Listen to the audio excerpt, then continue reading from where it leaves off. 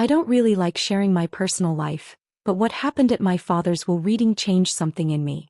It was the kind of moment that forces you to stop being silent and finally speak your truth. My name is Alina, and a few months ago my dad passed away. Still feels strange to say that out loud. He was the only one who made me feel like I mattered. The world suddenly felt emptier the day he left. His absence wasn't just a missing chair at the dinner table.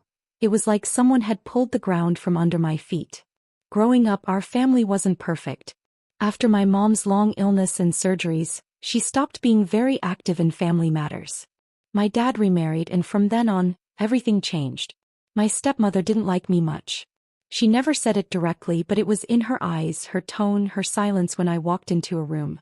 Her children, my stepbrother and stepsister, treated me like I didn't belong. They'd whisper things under their breath, laugh when I passed by, and act like I was invisible during family gatherings. Even some of my relatives treated me the same. My uncles and aunts from dad's side would always talk about how my step-siblings were real family, and how I was just there. I never answered back. I never created scenes or tried to explain myself. I kept my pain to myself. I wasn't weak, I just didn't want to give them the satisfaction of seeing me break. The only person who truly understood me was Dad. He'd sit with me late at night sometimes and say, "You're different from them. You've got a kind heart. Someday you'll understand why I raised you the way I did." I never asked him what he meant. I just smiled and hugged him. His love was the only thing that made me feel safe in that house. When he died, everything changed even more quickly than I expected. The mourning period barely lasted a few days before the discussions about his property began. It was disgusting to watch. People who barely came to visit him while he was sick were suddenly appearing every day, smiling, pretending to be close to him, trying to act like they cared. But I saw through them. They didn't cry for my father. They were already counting his money. I stayed quiet just like always. I knew they didn't expect anything from me, and honestly, I didn't expect anything from them either. I just wanted to be left alone with my memories of him. But then one morning I received a formal letter. It was an invitation to my father's will reading. And from that moment I had this strange feeling inside me, like something was coming. Something none of them were ready for. Here is the 600-word expansion of Part 2, continuing directly from the previous scene, keeping the same tone, style, and emotional flow. The envelope was thick and had a golden seal on it. I remember just staring at it for a few seconds, my hands frozen. It felt more like a warning than an invitation. When I finally opened it, the words were cold and official. "You are hereby invited to the reading of Mr. Farouk Ahmed's final will and testament." There was no warmth, no "we hope you're doing well," nothing. Just plain words for what felt like a final goodbye. Honestly, I didn't even know if I should go. My gut told me that they only sent it because they had to, not because anyone actually wanted me there. But something deep inside told me to go. Maybe a small part of me still hoped that Dad had left me something. Not money, not property, just something that said he remembered me. That I mattered to him even in death. The day of the will reading I wore simple clothes. I didn't care about appearances. My hands were cold and my heart was beating so fast I could barely breathe. As I walked into the lawyer's office, I felt the air change. They were all already there. My stepmother was sitting like a queen, dressed in a heavy black shawl like she had lost her soulmate, even though I hadn't seen her shed a single tear since the funeral. My stepbrother and stepsister were next to her, whispering something to each other and smirking. My father's younger brother, my stepuncle, sat in the corner looking over some documents like he was the one in charge. He looked up when I entered and raised his eyebrows like he was surprised I even showed up. The room went silent for a second. I heard one of my cousins let out a small laugh under his breath. "Didn't think she'd show," someone muttered. I felt the heat rise to my cheeks, but I kept walking. I didn't make eye contact. I just found an empty chair at the back and sat down quietly, folding my hands in my lap. My fingers wouldn't stop shaking, so I gripped them tightly. The lawyer entered right after me, carrying a thick folder. He was an older man, bald at the top, wearing wireframe glasses. His face was expressionless, like he'd done this 1,000 times before. He nodded at everyone, then sat at the large desk in front of us and started preparing the documents.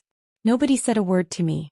Instead, my stepuncle leaned back in his chair, crossed his arms, and looked directly at me with this smug little smile on his face. Like he already knew what was inside the will and couldn't wait for me to hear it. That smile stayed on his lips even as the lawyer cleared his throat and began.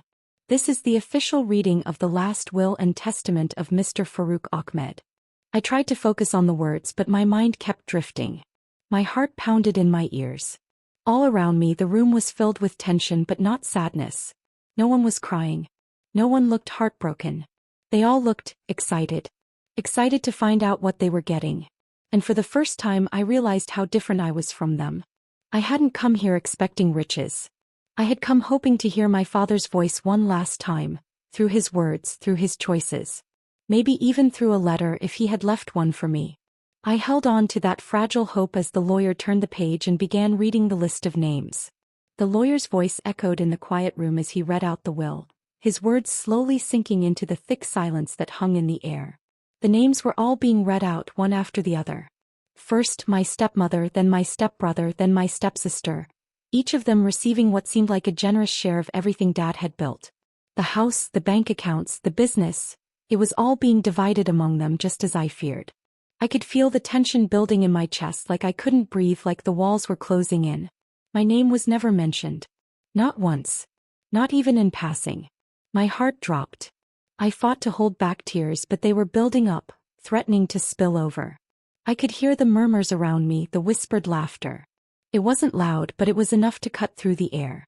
I wanted to sink into the ground, disappear, but I stayed there, frozen in my seat, hands gripping the armrest, trying to stay calm. And then I heard it. A voice from behind me, almost too casual. Of course she gets nothing. I didn't even have to turn around to know who said it. It was my stepbrother, always so smug, so sure of his place in this family. His voice, dripping with that same superiority, stung more than any insult could.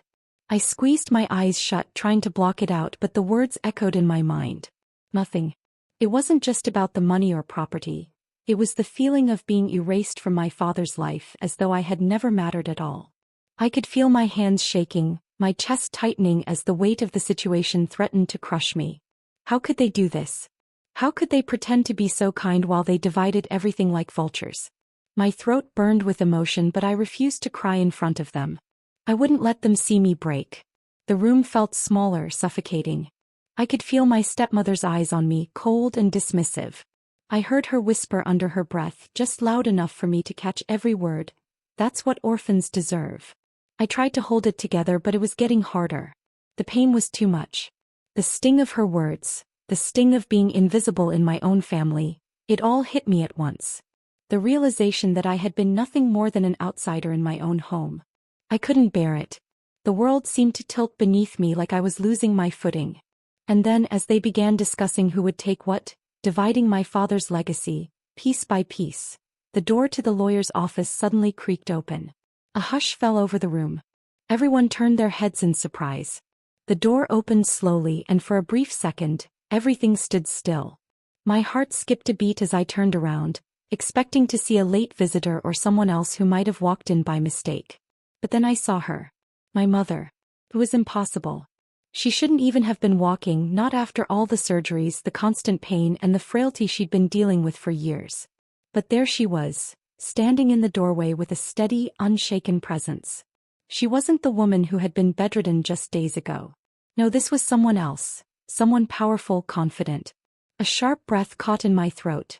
She walked in, each step deliberate, her eyes scanning the room as though she was in complete control. Everyone stared at her, their eyes wide in disbelief. Even my stepmother, who had been so smug a moment ago, now seemed to shrink into her seat. My stepbrother and stepsister looked like they'd seen a ghost. No one knew what to say. My mother, still holding the doorframe for support, looked over at the lawyer. "I know you think the will is settled," she said in a clear, calm voice that cut through the tense silence. "But your father updated it before he died." Gasps filled the room. My stepuncle's face twisted in confusion, his smirk vanishing. My stepmother's eyes widened, and I saw my stepbrother's jaw drop. They hadn't been expecting this. No one had. Mom didn't wait for anyone to react.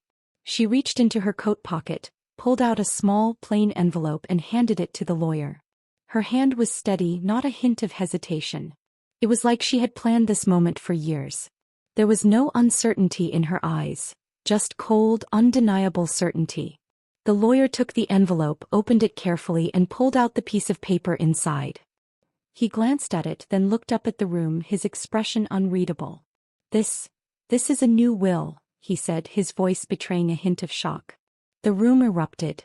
People started shouting, their voices overlapping in disbelief. "That can't be real," my stepbrother yelled, standing up abruptly, knocking his chair over in the process. "It's fake. She's lying." "No. This isn't possible," my stepmother screamed, her face turning bright red as she pointed at my mom. "How can you just come in here and make these kinds of claims?"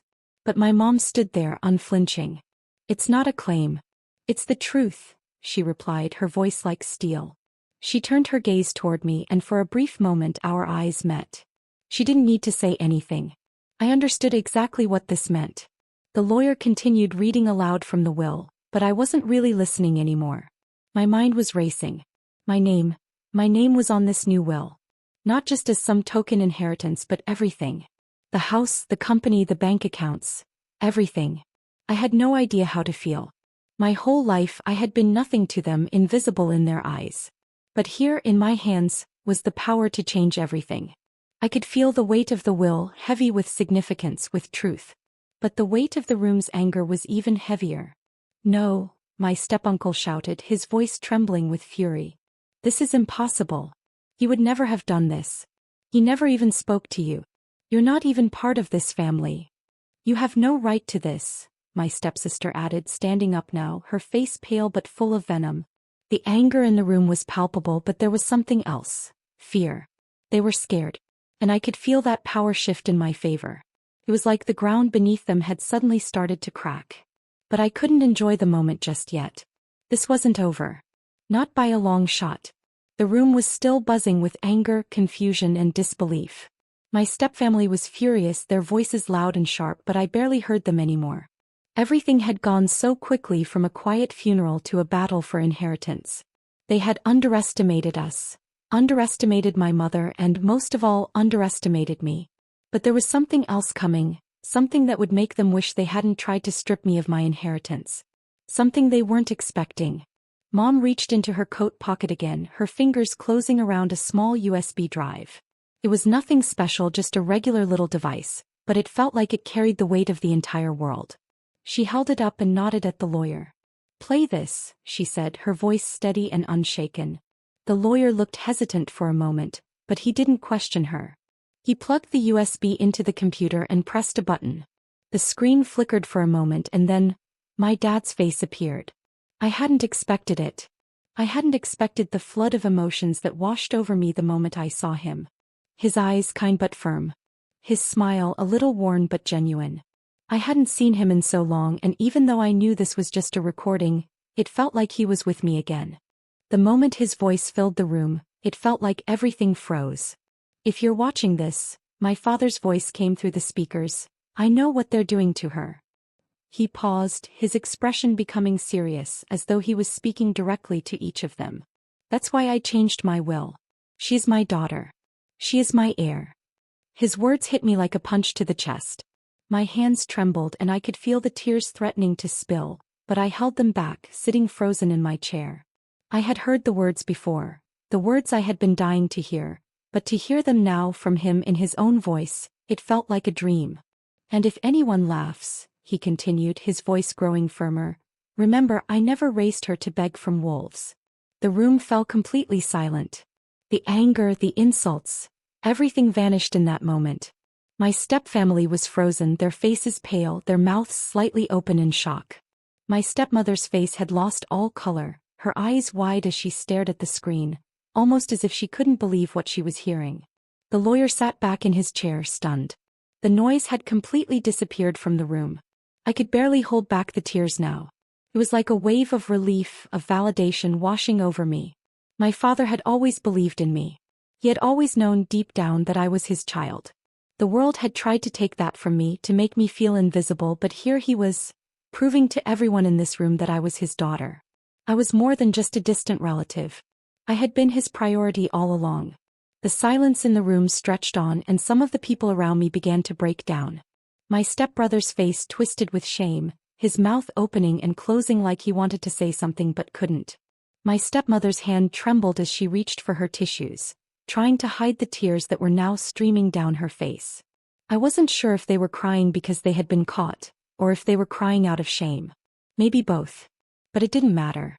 For the first time I felt like I wasn't just an outsider. I wasn't the orphan they had dismissed. I was his daughter. His heir. I sat there, unable to look away from the screen. My heart was pounding, my body shaking, but this time it wasn't out of fear. It was something else. Something stronger. The world had finally turned in my favor. The lawyer sat there, still staring at the screen, unable to hide the shock on his face. Slowly, he turned to the room and without any further hesitation he spoke in a calm, measured voice. I've reviewed the documents. The will is legal, fully signed and witnessed. Everything is in order. The entirety of the inheritance, this house, the business, the bank accounts, will now pass to you. My name. My father's legacy. All of it. The weight of it hit me like a tidal wave. For a moment, everything felt surreal. I was still sitting there, but everything had shifted in an instant. The inheritance, the property, my whole life, which had once been nothing but a collection of painful memories, was now in my hands. I stood up slowly. Every step felt heavier than the last, but I knew I had to do this. I had to say it. I had to face them finally. Thank you, I began, my voice steady but firm. Thank you for showing me your true faces. I paused for a moment, taking in the stunned expressions of my stepfamily. Dad always said I'd see it one day. I didn't realize it would be this soon. There was a coldness in my voice, but it wasn't anger. It was the calm of someone who had finally seen through the lies. Someone who had been pushed so far, yet had learned to stand tall. I could feel their eyes burning into me, but I didn't flinch. This was my moment. This was where I reclaimed everything they had tried to take from me. My stepmother was the first to react, her face flushed red with fury. She stood up, her hands trembling as she opened her mouth as though to protest, but I raised my hand, silencing her. I didn't need to hear it anymore. I don't need your apologies, I said, looking directly at her. You never cared for me, never treated me as part of this family. So don't start now. The room fell into a tense silence, broken only by the sound of my stepbrother pacing in the corner, muttering under his breath. He tried to make himself look calm, but his fists were clenched tightly, and I could see the resentment in his eyes. My stepsister stood next to him, her face pale, her mouth tight with anger. I'm not going to beg for anything, I continued, my voice gaining strength. This is mine. It always was. And now I'm the one in control. I turned toward the lawyer. Please, proceed with the transfer of the property and the business. I'm done here. Some of them, desperate, began to beg. My stepbrother stepped forward, trying to sound remorseful. Please. We were wrong. We're family. You can't just take everything. It's not right. But I didn't listen. I'd spent my entire life trying to win their approval, hoping they'd see me for who I truly was. But now I knew better. They had always seen me as nothing more than a pawn to be used. It was time for me to take what was rightfully mine. Some of them turned and walked out in anger, but others stayed, their faces filled with defeat. I wasn't sure what I felt, vindication, relief, maybe even sadness, but I wasn't about to let them win. This was my moment and I wasn't going to waste it. As I walked out of the office, the weight of the past few hours slowly began to settle around me. The door clicked shut behind us, leaving the echoes of anger and disbelief behind. But in that silence, something else filled the air, something that I hadn't truly felt until now. It was peace. Not because the battle was over, but because I had finally claimed what was mine, not through their approval but through my own strength. Mom's hand found mine and she held it gently, the warmth of her fingers grounding me in that moment. I looked over at her, my eyes still damp from the tears I had held back for so long. She smiled and I saw something in her eyes that made me feel like the entire world was safe again. I promised your father I'd protect you, she said softly, her voice filled with love. And today, I did. I stopped walking, my heart suddenly feeling like it was about to burst with a mix of emotions I couldn't even put into words. There had been so many years of struggle, so many moments where I questioned if anyone cared for me, if anyone would stand by me when it truly mattered. And now, as I stood there with my mother, I realized that the one person who had always had my back was the one I had trusted the most. Her words echoed in my mind and I realized just how far I had come. I wasn't weak. I wasn't some helpless orphan, left behind by a family that didn't care. I had been strong all along. I had just been waiting for the right moment to rise up. That moment had finally come. I squeezed her hand in return, unable to speak for a few seconds, my chest tight with emotion. I looked up at her, my heart swelling with gratitude and love. It was a simple act, holding my hand, but it was more than I could ever express. It was the bond that had kept me going all these years, the bond that had brought me here. We continued walking, our steps in sync, each one more sure than the last. The road ahead was uncertain, but I knew one thing. I was no longer afraid. The world might try to tear me down, but I now had the power to build myself back up. And with my mother by my side, there was nothing I couldn't face.